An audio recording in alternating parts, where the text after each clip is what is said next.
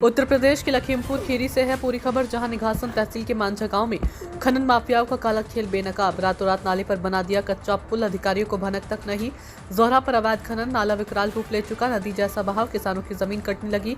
यहां तक कि 11,000 वोल्ट की लाइन भी खतरे में। स्थानीयों का फूटा गुस्सा, सैकड़ों ग्रामीण सड़क पर माफियाओं के खिलाफ जबरदस्त विरोध प्रदर्शन।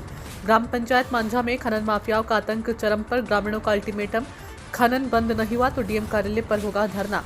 लखीमपुर खीरी से एक और चौंकाने वाली तस्वीर, अवैध खनन पर प्रशासन की चुप्पी पर बड़े सवाल। अतीक शेख की रिपोर्ट। नमस्कार, आज मेरी मौजूदगी है उत्तर प्रदेश के जनपद लखीमपुर खीरी के ब्लॉक निघासन के अंतर्गत ग्राम पंचायत मांझा में।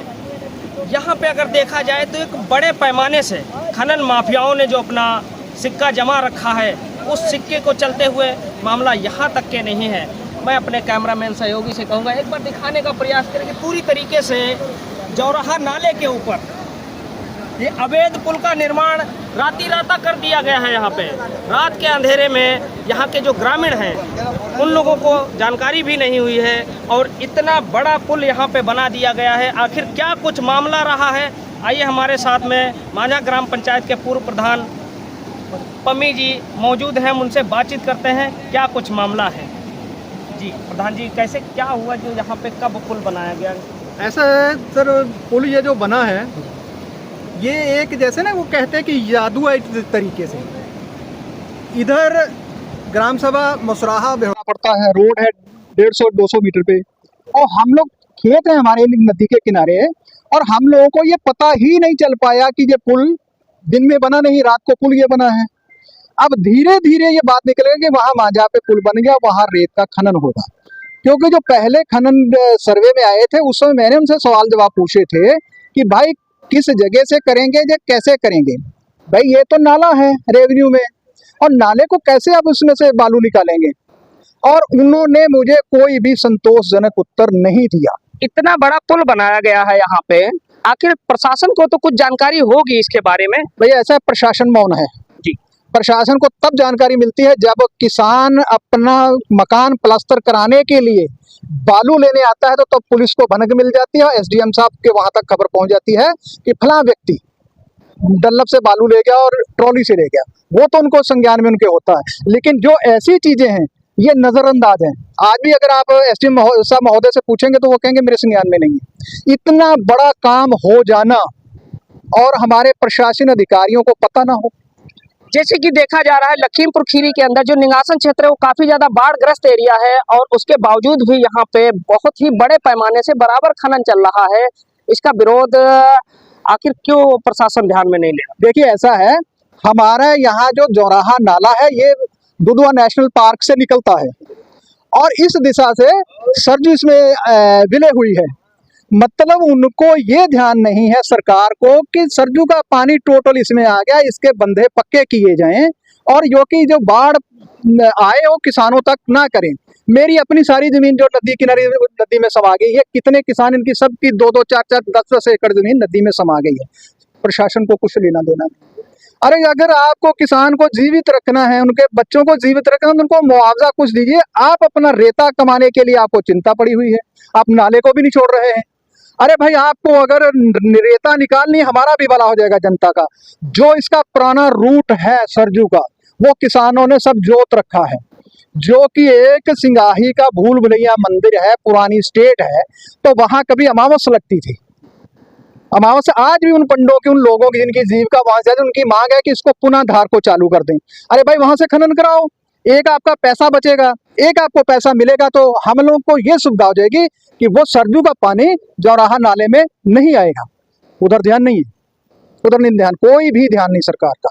मेरा ये कहना है कि भाई आप खनन आपने पट्टा दिया है, दीजिए, हम विरोध नहीं करते हैं, लेकिन आप अपने घर में रहिए, हमारी दीवार मत फांदिए। दीवार फांदेगा जो, हम उनको चोरी करने नहीं दिएंगे, उसके लिए फिर लठ तैयार है। आप समझ गए चोर कौन है? खनन माफिया। हम अपनी जगह से 1 इंच भी रेता नहीं उठाने देंगे। ये पुल बना है किसान की जमीन में बना है, तो इसके ऊपर जो ये पुल बनाया गया है यहाँ के खनन माफियाओं के द्वारा, इसके ऊपर अभी तक प्रशासन के द्वारा कोई संज्ञान लिया गया? कोई संज्ञान नहीं लिया है, कोई भी संज्ञान नहीं। अब देखिए जो PWD रोड हमारा परगना खेड़ीगढ़, उसके ऊपर कांटा भी लग गया, ट्रकों से बालू तोलने के लिए उनकी रहायश भी हो गई है, क्या वहां से नहीं उनको दिखता? अब ये कैमरामैन से कहूंगा, नदी का तटबंध तोड़ के इन्होंने नीचे से मतलब वो रास्ता बना दिया है, और इस नदी का लेवल 25 से 30 फुट तक रहता है बाढ़ में, तो ये तो सड़क तक चले जाएगी ये नदी के जो रास्ता इन्होंने खुदान कर दिया। ये जो मैं जरूर पता चले, ये नदी पे हम खड़े, ये तटबंध तोड़ दिया है। बिजली के पोल हैं दोनों ही तरफ, ये सब गिर जाएंगे, अभी गिर जाएंगे जैसे बरसात होगी। इनको सरकार की, जहाँ जनता की चिंता नहीं है कि हमको क्या करना है, बस उनको एक मकसद है कि रेता निकालनी। और मैं एक ये भी कहूँगा कि यार कैसे गुमनाम सज्जन क्यों आप करोड़ों रुपया लगाते हो और माफिया कहलाते हो? यार अपना नाम तो उजागर कर दो, क्या हम कम से कम आपको अपने नाम से तो बुलाएं। हमारा जमीन अभी जिंदा है, हम आपको माफिया नहीं कहेंगे, हम ठेकेदार कहेंगे, अगर आप अपनी सच्चाई से यहाँ खनन करेंगे। और अगर आप चाहेंगे हम जबरदस्ती करेंगे तो ये भूल जाइए, यहाँ से पहले भी एक पार्टी आई थी धारीवाल, उसमें तमाम नेता लोग भी थे, वो हम लोगों ने कामयाब नहीं होने दिए। इसी जगह पे वो भी 10 दिन रुके थे, भाग गए थे। नहीं, जैसे कि यहाँ पे इतने बड़े पैमाने से ये पुल बना दिया गया है, पत्थर की पुलिया ला के बड़े बड़े पोल यहाँ पे डाले गए हैं, तो इसकी जानकारी तो आप लोगों को लगी होगी, इतना बड़ा पुल बना है यहाँ पे। जैसे मेरी बात सुनिए, हम अगर घर से 500 या आधा पौन किलोमीटर दूर हैं, तो हम ये पुल थोड़ी रात को देखें। हम तो यार अपना गन्ने की सिलाई कर रहे हैं, हम अपना गेहूं बो रहे हैं, हम तो अपने घर के उसमें हैं, ये एकांत में पड़ जाता है, और इसलिए इन्होंने रात को ये किया है। पॉइंट तो उन्होंने 3 चिन्हित किए थे, एक उधर भी किया था, एक ये पुल के पास भी किया था। यहाँ इन्होंने देखा यहाँ वीरान है, यहाँ कोई आएगा नहीं, और यही मौका बढ़िया है, यही बढ़िया वो है। ये देखिए हमारे साथ में मांझा के पूर्व प्रधान पम्मी जी थे, जिनसे हमने बातचीत की है। यहाँ पे भारी तादाद में किसानों की कतार लगी हुई है। आप लोग देख ही सकते हैं किस तरीके से यहाँ का किसान पीड़ित है, और जिस तरीके से इन लोगों की पीड़ा कैमरा के सामने आ रही, आज ये लोग मजबूरन होके आंदोलन को मजबूर हैं। आइए हमारे साथ में यहाँ पे कुछ और बुजुर्ग किसान मौजूद हैं, उनसे भी बातचीत कर लेते हैं। क्या नाम है अंकल जी आपका? भाई यहाँ से हम लोग रेता नहीं निकालने देंगे, ये रातें रात सब पुल बना के ये सब कर दिया गया है। तो जब पुल बनाया गया है, कोई जानकारी आप लोगों को? नहीं, जानकारी हम लोग को कोई मिली नहीं।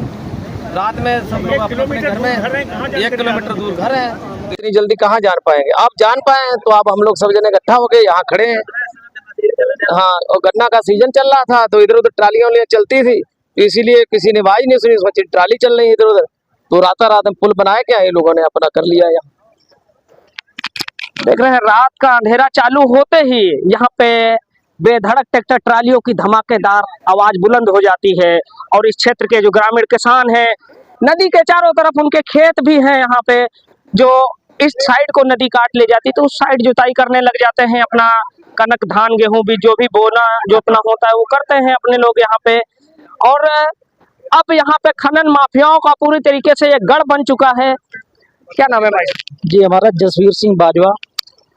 तो ये पंचायत ग्राम मांझा से हम निवासी हैं, और ये अवैध खनन करने से जिस तरह पलिया का आप जानते हैं पहले हादसा हुआ, अवैध खनन किया गया माफिया, और पूरा रुख असारता का पलिया की तरफ हो गया, तो जिसमें पलिया में बाढ़ भी भरी गई। फिर उसमें सरकार ने आदेश दिया उसको सीलिंग निकालने के लिए, और नदी की धारा सीधी गई। इसी तरह अगर यहाँ पे खनन होता है तो हमारी 1700-1800 की आबादी जो है हमारी पंचायत की, पूरी तरह ही घर हो जाएगी, और हमारी जमीनें भी कटान में चली जाएंगी। और आपको एक बात बताना चाहते हैं हम, ये कोई नदी नहीं है जहाँ पे खनन का ठेका दिया गया है, ये एक नाला है जिसकी ज्यादा से ज्यादा चौड़ाई 1.5 जीरीब की चौड़ाई ही कागजों पे चौड़ाई है। चलिए, ये हमारे साथ में यहाँ के किसान साथी थे जिनसे हमने बातचीत की है। अब देखते हैं इस मामले को प्रशासन व शासन किस हद तक देखता है कि इस मामले को संज्ञान में लिया जाता है, या तो इस मामले को ठंडे बस्ते में डाल के दबा दिया जाता है। आप बने रहें इसी तरीके की खबरों के लिए।